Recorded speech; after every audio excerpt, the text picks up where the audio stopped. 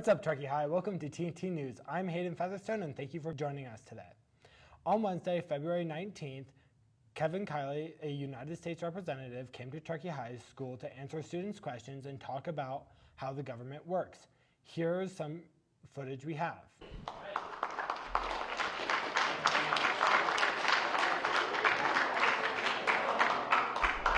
Oh, spotlights are a little bright. How you guys doing today? It's a little snowy out there. I live in about 30 miles outside Sacramento. We don't get a lot of snow. But this is my district, and in fact, my district, which is what we call the area that I am the congressman for, is the biggest in California. It's about 450 miles from north to south. So it includes Truckee, includes all of Nevada County. It includes all of the California side of Lake Tahoe. It even goes up to Lake Allenor. Anyone's been up there? Lewis County. And then also includes Foster County, El Dorado County, and goes all the way down to Death Valley. Anyone ever been to Death Valley? So that whole chunk of California, if you live in there, I'm your member of Congress. We've got 52 of those, what we call districts in California, each of which has their own different representative. And so this was, all right, the lights have dimmed. Thank you, I can see. Wow, all right. So that's the system that our founders gave us as far as how we can have a democracy that is functional, because we can't have all, almost 400 million Americans necessarily vote on every issue that comes up. But what you can do is have people designate someone to go and vote on their behalf. So the entire country is carved into these what we call districts, just different parts of the country, all of which have their own representative in Congress to be there to vote for them on things. So is anyone here old enough to vote yet? Maybe? A few people? Okay. Well, there you go. I guess probably maybe some of you were in the last election in November. How many of you actually voted in November? All right. Not bad. So, and then the rest of you, you'll get the chance next year, or a lot of you will anyway. That's the way that you really exercise your power as a citizen in our democracy, is through your vote and choosing who it is that's going to go and represent you, not just actually in Washington, D.C., but at different levels of government. So, for those of you who did vote, you noticed you had a pretty long ballot, right? You voted for president, you voted for United States Senate, you voted for United States House of Representatives, you voted for your state legislators who work at the state capitol, you voted for your city councilors, board of supervisors, and it's the job of those people who you vote for to represent your interests and fight for the things you care about at those different levels of government. So that's my job, is to represent you and fight for you at the national level in the U.S. House of Representatives. Has anyone been to Washington, D.C., by the way? All right. Anyone been to the U.S. Capitol? What'd you think? Pretty nice building? Yeah, it's pretty nice. If any of you ever come, let me know. Just give my office a call. Tell us if you're coming to Washington, D.C., and we'll give you a tour. We can give you a tour of the White House, whatever it is you want to see when you're there. We always love having visitors. And you come by and stop at my office. We actually have this board that shows that entire part of California I represent that I just described, my district, and you can put a little pin on Truckee saying, all right, if you were a visitor from Truckee, you was here. I actually, I've been in the U.S. Congress for a little over 2 years now. I was elected in 2022, and I was just reelected in 2024. So as a United States Congressman, as a member of the House of Representatives, you get 2 years, and then you have to face the voters again. That's kind of the unique thing about being an elected official, is that for those of you who have jobs, you have maybe one boss who you report to, and if you're not doing a great job, maybe they might hire someone else. Well, it works the same way if you're an elected official, but rather than having one boss, you have about 750,000 bosses, which is the population of your district. And if they see that you're not, voting the way that they like, or they don't think you're doing a good job, then they have a chance to vote you out in the next election. And so our founding fathers gave us these pretty short periods of 2 years. They call that your term. You have to run every 2 years. That way, the people really have a chance to hold you accountable and to weigh in. There's the U.S. Senate. That's actually, does anyone know how long their terms are? Yeah, go ahead. 6 years. So they get to kind of, yeah, this is worth a high five. All right, second try, not bad. They do get the chance to, hang out a little bit before they have to face the voters again. But in the House, we're always subject it's just a continuous process of having to face the voters, and I think that's a good thing, because that's our job, is to be there and to represent you, and we should be held accountable for it. I was in the state legislature for 6 years before I was elected to represent you in D.C., and probably more of you have been to the state capitol, right? Who's been to the state capitol? It's a similar thing there. When I was there, I actually didn't represent Truckee at the time, but your representative, it's their job to represent you on state issues. So I'll tell you a little bit about what it's like to be in Congress. Has anyone ever actually watched the U.S. House of Representatives or the Senate on TV, on C-SPAN or anything, on the news? What's your reactions to it? What is it? Yeah, go ahead. Boring? Okay. That's one word. A lot of times it is boring. Another high five. All right. Anyone else? Any other reactions when you've seen it? What's it like? Yeah. Usually it's very quick. Most of the stuff that happens just goes by very scheduled. Yeah, I think that's accurate. Absolutely. Anyone else? So, basically my schedule works like this. I live in our district here, but whenever we're in session in Washington, D.C., which is usually 2 or 3 weeks out of the month, I'll fly there, so I spend a lot of time in airplanes. And sometimes I'll just fly in for the week, and then I'll fly home. But when we're in session, we usually have a lot going on in terms of actually addressing issues that are important to the country. So, the main thing we do is we pass legislation. Those of you who are in government, you probably studied this, right? How many of you are seniors taking government right now? All right. So does anyone... I guess we're in what month of the year are we in right now? We're you've been of the semester. You're doing a full. Is it a full year or is it like a term? It's like a term. It's a term. So you're just starting. Yeah. So nevertheless, you probably covered how a bill becomes a law, right? Anyone want to give us a brief overview? You got a lot of answers here. You've got a streak going. I'm going to give someone else a chance. Does anyone know how you get a bill actually passed into law? Anyone? Go ahead. Okay, it's on the right track. Do you want to add to that?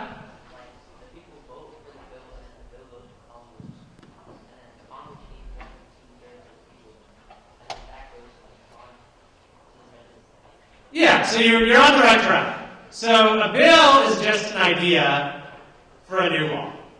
So, what's one example? Does anyone use TikTok? So there was a bill this last year you might have heard about. Did anyone hear about the TikTok bill? Yeah, what do you think about that? So there's a bill to say, basically, we're not going to allow TikTok to operate anymore if it retains its same ownership. So some call it the TikTok ban. So in order for that bill to actually become a law, just because someone has an idea for a bill, that doesn't do anything. What you have to do, and any member of Congress can introduce a bill as an idea, as a possible law.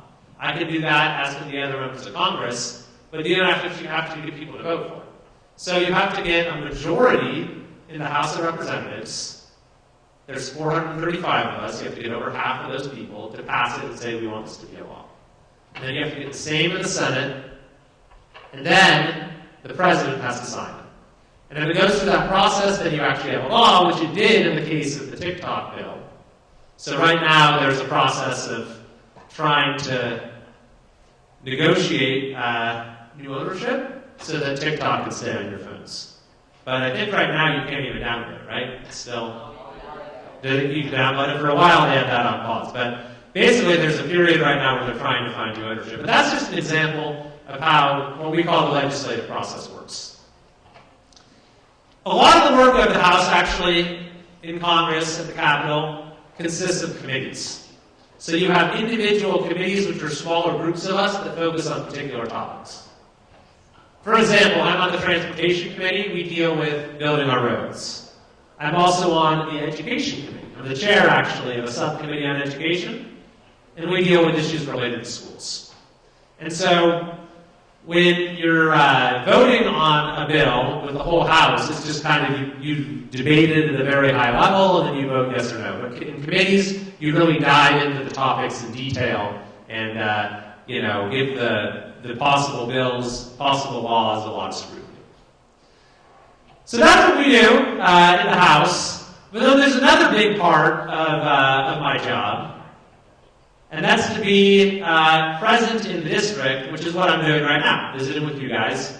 You're called my constituents. So I'm your representative, or your congressman, you're my constituents, because you're the people that live in my district, who it's my job to represent. And when I'm passing laws, making laws, doing things in D.C., my first priority is always, okay, what's going to be good for the folks in my district?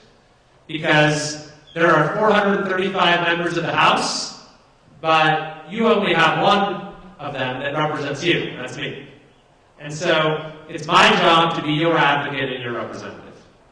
And so I'm always looking at trying to help our communities here in whatever way I can. So to give you one example, like the Truckee Police Department. They needed new radios to be able to communicate better. There's a lot of issues with the weather and other things that happen here that can make it difficult. So we were able to get some federal funding to get them some new radios. Or when things happen here locally, we have to try to help with response. So who remembers Snowmageddon a couple years ago? You've had a lot of storms, but that was just insane, right? Absolutely out of control. Did you guys go to school during that time? I'm sure school was canceled, right? For some of the time, maybe. Did anyone lose your power or anything like that?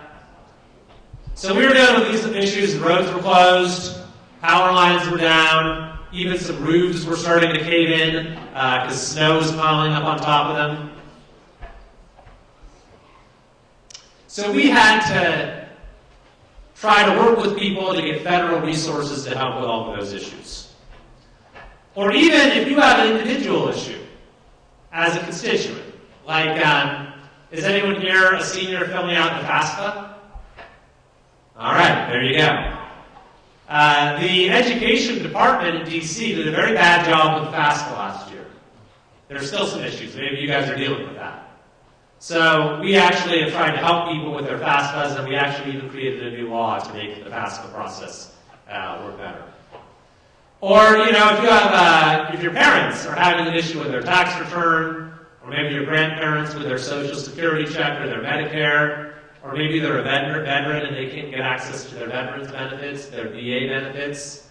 Or has anyone traveled abroad lately to another country? Yeah? Where'd you go? Any place interesting?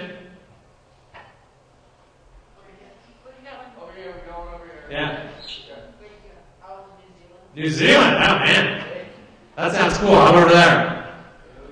Italy, all right. I love Italy. Where'd you go in Italy? Okay, very nice. So, when you travel abroad, you have to present your passport, right? You can't travel anywhere outside the country without a passport, but sometimes people have trouble getting their passport sometimes. So we help with that process. So, that's all to say that if you're ever having an issue like that, with the government and you need help, you should always feel free to give my office a call. And we'll do what we can to help you out. Because that's what we're here for at the end of the day. And back here is actually James. He's our district representative. Because I spend a lot of my time in Washington, D.C. He's able to be around here when I'm not. So that's a little bit about what we do. I would be happy to answer any questions if you have any. Maybe I'll have a teacher can call on you. All right. Oh, yeah, sorry. So, okay. Yeah, so something I saw that you kind of have used a lot in your political philosophy was or I've just heard you say a bunch, was that California is not like a model, it's a warning. And I was just confused on what you meant by that. I was wondering if you could give some clarification. Sure. I think that, California is where I was born and raised, and I love California. I think it's the greatest state in the country. I think that we've had some challenges when it comes to the way that the state has been managed. And so I've been pretty critical of some of the policies when it comes to how well our forests are managed for protecting fire. When it comes to the fire insurance rates we have here, where people are having to pay so much, and just the general cost of living in California, it's more expensive to live here in a lot of ways than pretty much anywhere in the country. So I have advocated for reforms in those areas where I think that there are better policy options available to improve the quality of life for folks here. Other questions?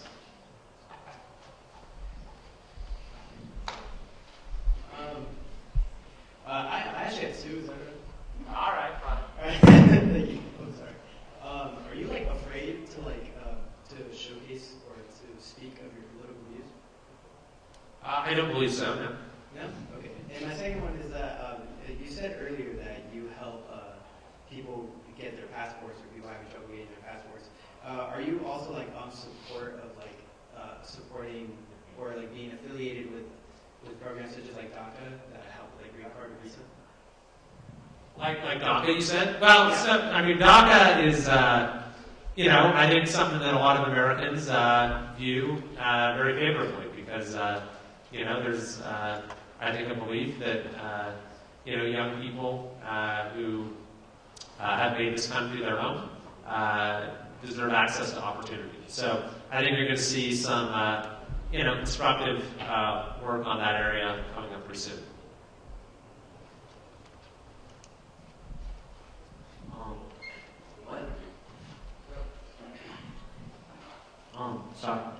What's your view on abortion?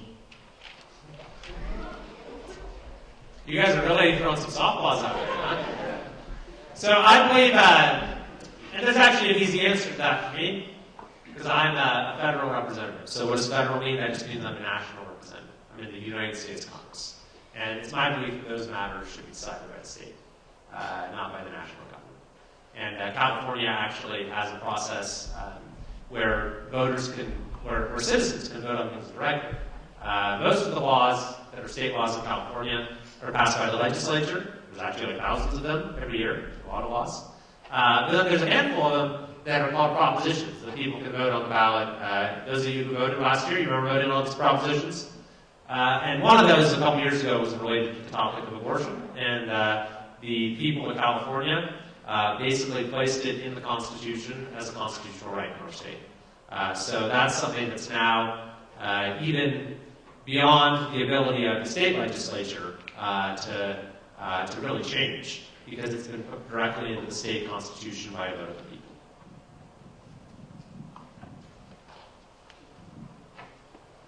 Regarding your the gas car ban, why are you pushing to reverse it, and what are some alternatives? Well, I don't think we should have a ban. I'm in favor of choice for consumers. So I think that's the alternative. I'm actually a strong advocate for EVs, and I think that there's going to become more and more prevalent. But it doesn't make sense for all people, and I think it's important people have choices. On top of the car ban, what's your plan to control emissions in California other than that? To control emissions? Well, the most important thing is we need to mitigate the risk of wildfires. So wildfires are actually the largest cause of emissions by far. In fact, if you go back to 2020, we had a number of fires that year, and there were more emissions released that year than there were emissions that were saved in all of the programs designed to stop emissions for the previous 16 years.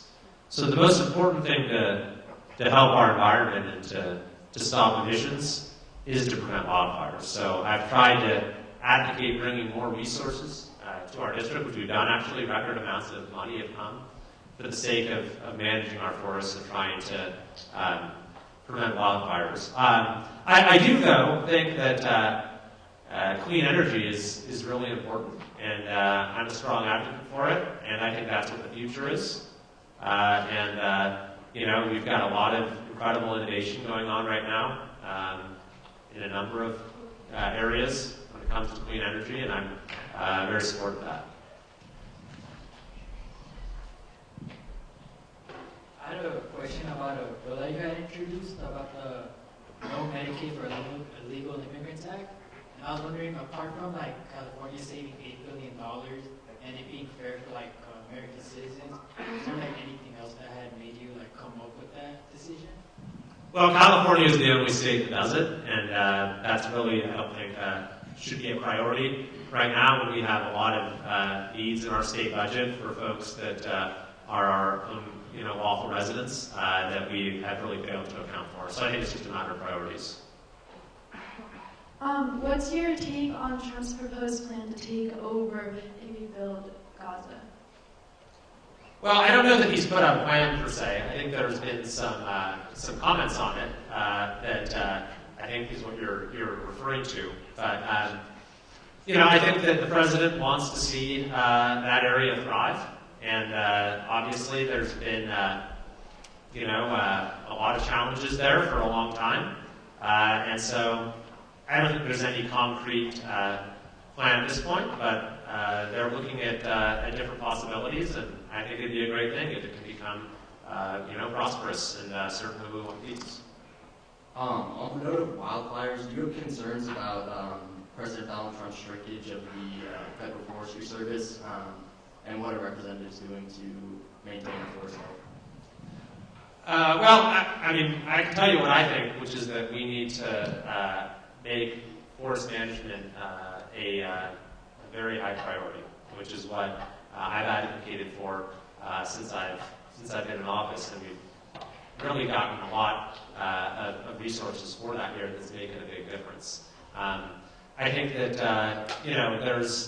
there's always a lot of uncertainty at the beginning of a new administration when you have changes in personnel and so forth, and I believe that the president actually thinks California needs to do more to manage its forests as well. And I think that, and I'm certainly going to be doing everything I can to work with the administration and work with colleagues on both sides of the aisle to make sure that happens. Hi, can you please share some of your views on protection of LGBTQ+ rights in current policy floating around? I absolutely believe it's important that everyone have the ability to express themselves and to be who you are. And so I don't think there's really any interest, certainly not on my part, to do anything that would run contrary to that. So I know you mentioned that you have supported in the past positions to help physically. The first responders mentioned the radios, for instance, with the police department. Has there been any sort of push for the more mental aspect? I know there's sort of this oncoming crisis that's being revealed of the PTSD and trauma that a lot of first responders have experienced. Yeah. Do you know if there's any push in that of trying to help them in the more mental sense of it? Yeah, that's a great question. And the answer is yes, there is. There have been programs that are designed to assist law enforcement with those PTSD type issues. There are a lot of community-based groups too that I've been to their events and have supported that assist not only officers but their families as well. It can be it could be very traumatic for a husband or a wife who has their spouse go out and is putting themselves at risk every day. So I think you're right to identify this as an area that we haven't given enough attention to, and I think it's important that we find ways to support people both while they're serving and after their service, because we're learning more and more about how that can affect people. Great question. I have two questions, but the first one is, are you going to be pushing more people into that first responder, like fire, EMS? And The second one is who has the best snack drawer in the house? Snack drawer. Oh, snack drawer. I don't know. Yeah, our snacks aren't great.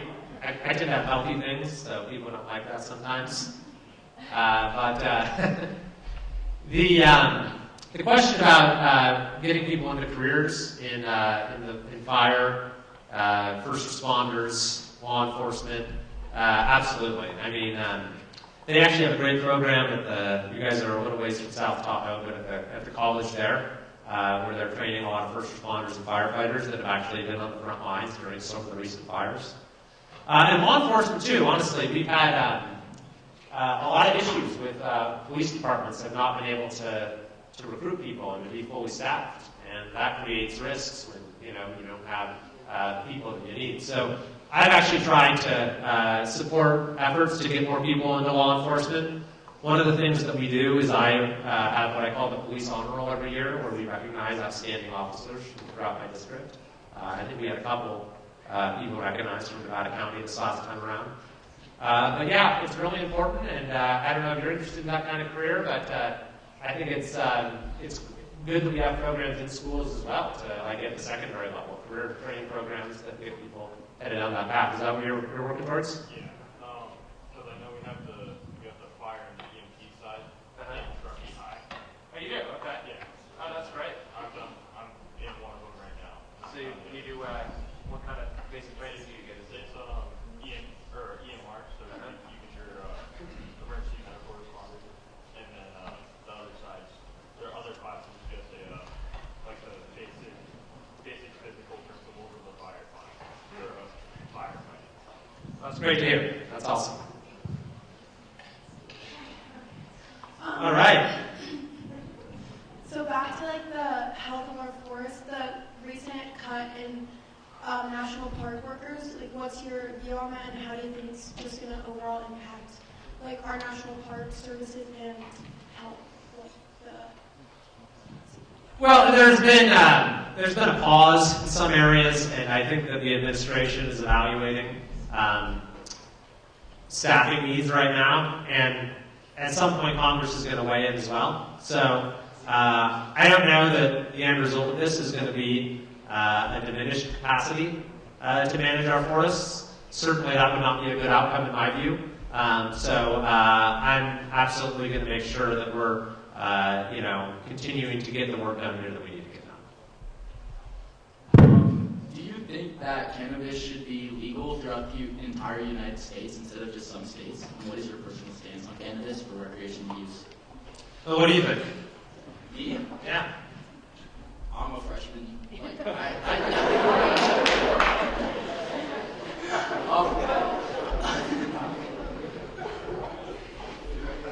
What do you think? What do you think? We can do this all day. I think it is good in some situations, and it's good if utilized in the right way and right times. What do you think? Yeah, and fair enough. Yeah, we're getting more and more data on how it's played out in the different states, and it's a complicated area because I think the medicinal uses are important for people. And then when you look at what's happened in California with recreational use, so we legalized it, but that kind of had an unanticipated effect, which was to create this huge black market for cannabis, which we have all these illegal grows, as we call them. There's some in Nevada County, there's a ton in Yuba County, and you actually go to these places, they're siphoning off electricity, they're siphoning off water, they are committing massive human rights abuses in a lot of cases, there's all kinds of other illegal activity going on there because we've legalized cannabis, but then it's been taxed and it's been regulated, so it's more profitable for people just to do it outside of the system. And then there's also been issues that have come up around impaired driving. We're seeing more and more evidence of impaired driving, and we still don't necessarily know how to measure that. With alcohol, It's easy. You can do it with a breathalyzer. We say, okay, if you're at 0.08, you're impaired, or at least that's the presumption. We don't have as good of standards when it comes to cannabis. And then you have these just kind of strange dynamics where you have it being legal in the state but not at the federal level. So if you're a legal licensed cannabis operator, you run into issues getting a bank account and a whole host of other complications. So, the situation right now is, I'd say, still a little unsettled. And, I personally want to see a little more evidence about how it's playing out at the state level. Is it me? It's me. Okay, perfect.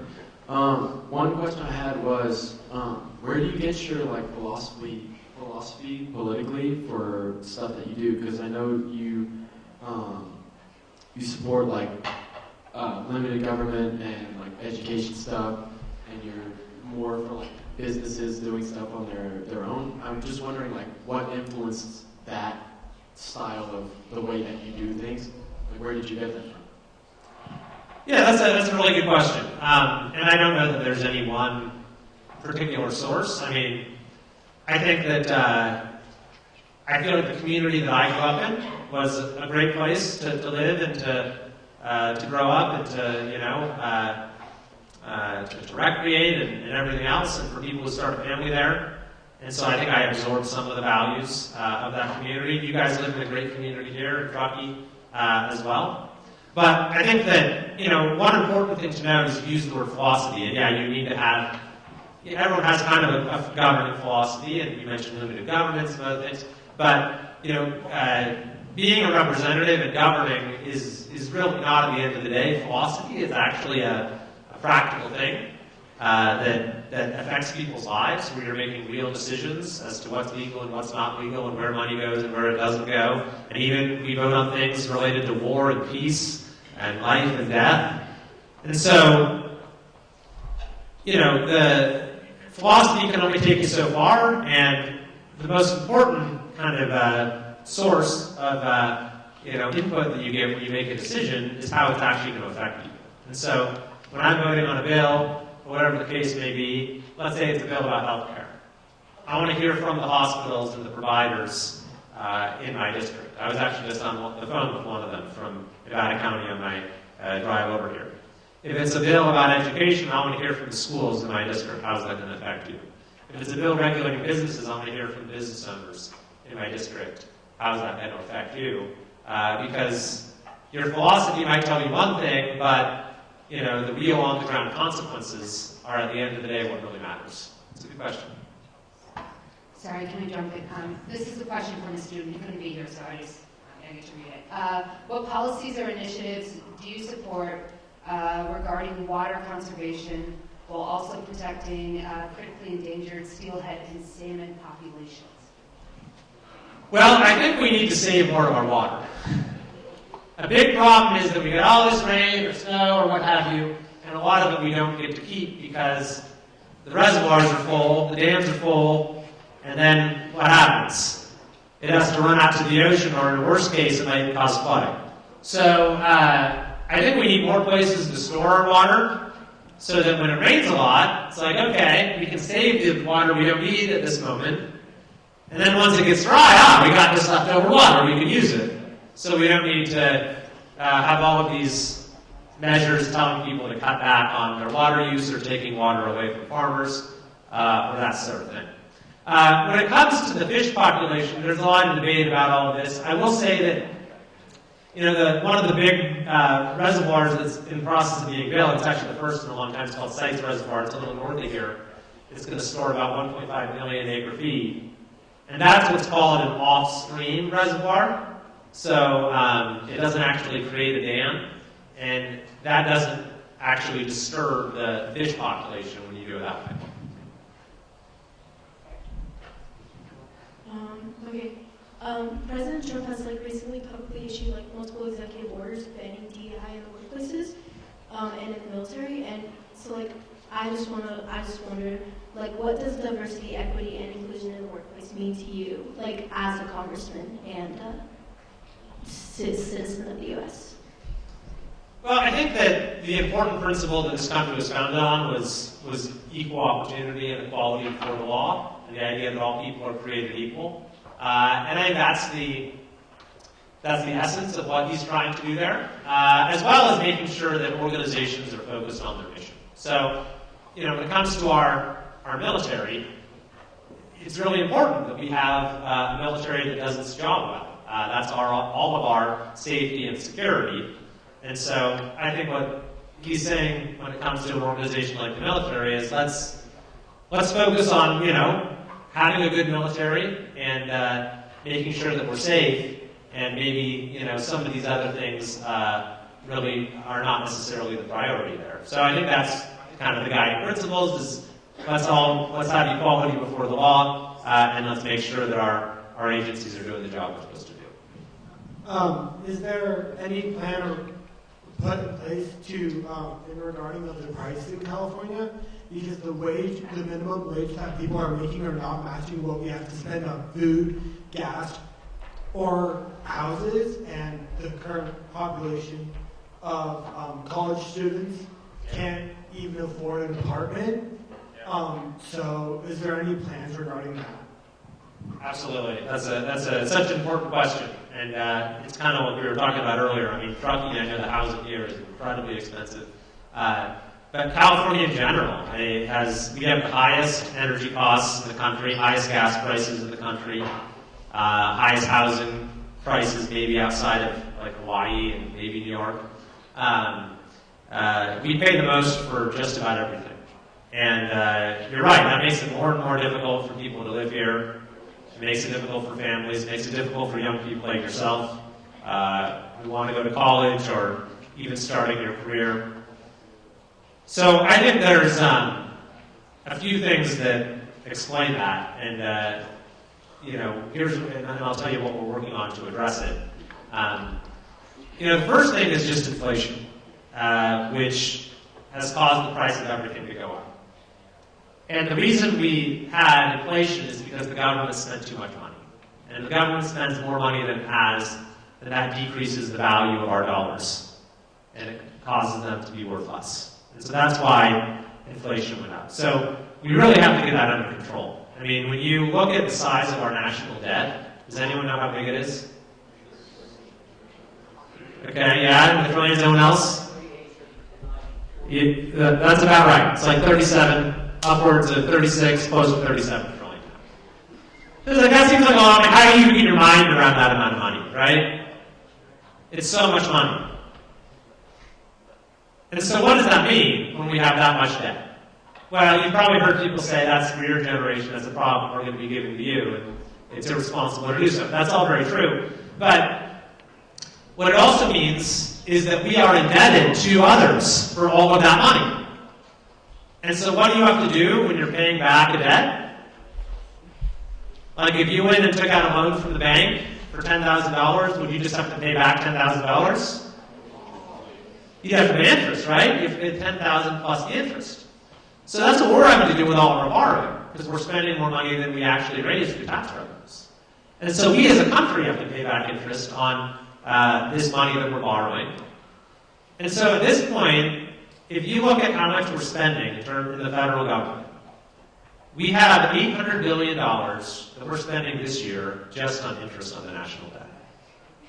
And so that's money that isn't going for defense or education, it's just going to pay interest.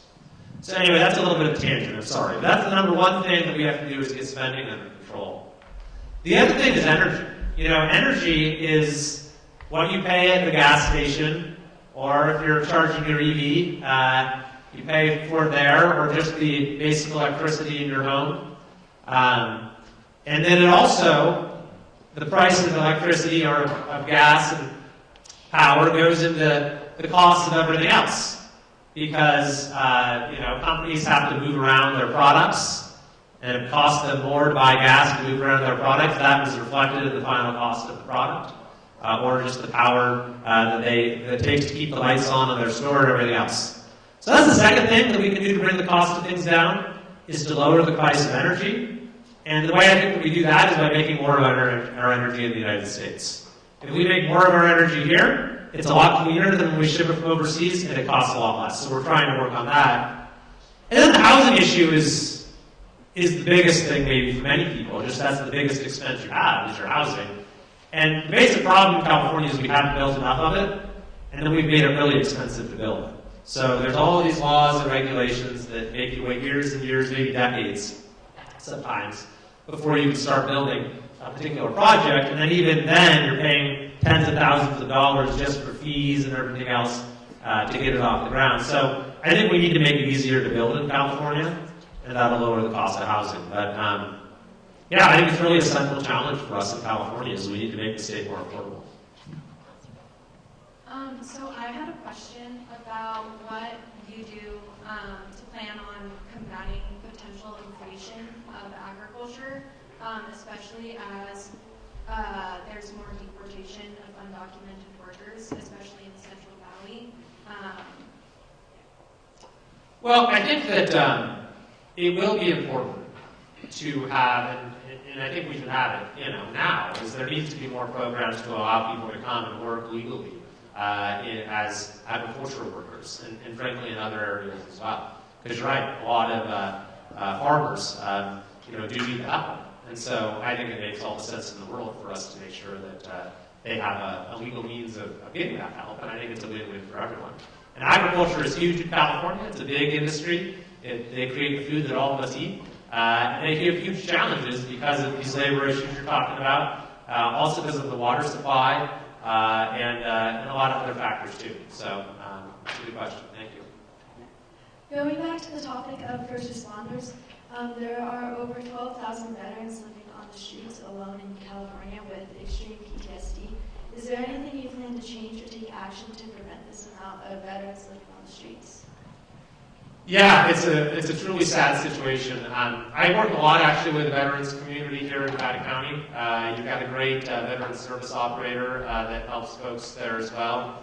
And we're actually doing what we call a pinning ceremony next month in Nevada County. I think we're doing it in Grass Valley, right, James?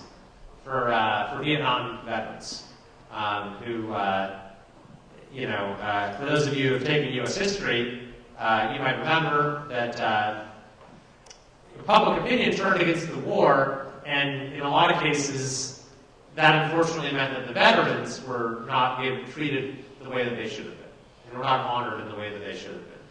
Because regardless of what you think of the war they're involved in, I think we need to honor our veterans for their service. And so a lot of them didn't get that recognition. So what we've tried to do is do these pinning ceremonies where we give them special pins that have been created for Vietnam veterans. We've done several of these already, and it really means a lot to the veterans. But there's also the Veterans Stand Down. If you're familiar with that, it's something Nevada County does over at the fairgrounds, where we try to get services to veterans. It does include homeless veterans as well. Basic access to dental and medical care, and housing and other things like that. But I do think we need to be more serious about the homeless issue in general in California, to have ways for people to get not only access to shelter, but access to the services they need to turn their lives around. And if you're a veteran, we need to have that available through the VA as well for folks who have PTSD, like you said, to make sure that they get the help they need. I had a question on what your opinion was on about the opioid crisis and how you're going to combat it. Yeah, it's one of the biggest issues we've ever dealt with as a country, and I'm sure that many of you have friends or know people who have been affected by the opioid crisis. It's just getting scarier in terms of the lethality of these pills that are coming mostly across the border. They actually originated in China. In most cases, they hook up the precursor chemicals there, and then a lot of times the cartels south of our border are involved in then putting them into pill form, and then they're brought across the border. I think there's a lot that we can do. I've actually sponsored legislation to work on this issue, and awareness, I think, is a big part of the equation. So I've worked with families who have lost a loved one to fentanyl poisoning, and we've worked on ways to get into schools. Maybe you have a program there. I don't know if this has been done at this high school, but it's been done at a lot of high schools in our region, where you have family members who have lost loved ones who will come in and will share their stories. We'll have law enforcement come in and tell people what to look out for, what to be wary of, the way that people, these predators, the dealers, target people on social media and whatnot. So I think that's a big part of it. I also think, frankly, we need to have stiffer criminal penalties for those who distribute fentanyl. It's a lethal substance, and unfortunately, California doesn't have probably the penalties that it should. It kind of still considers it more like any other drug, whereas we know now that fentanyl is the leading cause of death for young people in this country, which is a pretty striking fact. I mean, it's more people die from it in your age bracket than die in car accidents, die of opioid, of fentanyl. So there's been some signs that maybe we made a little bit of progress, but it continues to be a crisis that is ravaging far too many communities in this country. So we only have time for one more question. I know a lot of you have really great questions to ask. Yeah, this is great. But we just have time for one more. So I noticed that there has been a substantial economic loss due to the LA fires. I believe it's around $250 billion. And many of the families affected by the wildfires, their insurance payoffs are not enough. So I'm wondering if there are any steps being taken to support those families in helping to rehab them. Yes, there are. Great question, and I'm actively working on that right now. We're looking to get a federal aid package out pretty soon, in the next few weeks, probably, maybe next month, to get help for those folks. I do think that a lot of times in some of these fires, people haven't gotten the help that they need. I mean, Nevada County's had a couple bear fires and a few that have been significant in this region. I represent other counties, like I mentioned before, like Columbus County had an enormous fire. El Dorado County had the Calder Fire, one of the biggest in state history. And people have lost their homes, have lost everything. And it's too difficult, I think, a lot of times for them to get the help they need and to rebuild and to recover. So definitely something that we're focused on as well. Thanks for joining us on this week's edition of TNT News. Make sure to follow our YouTube and Instagram at TNT News Truckee for more footage. Additionally, you can find more information on the TruckeeTimes.org.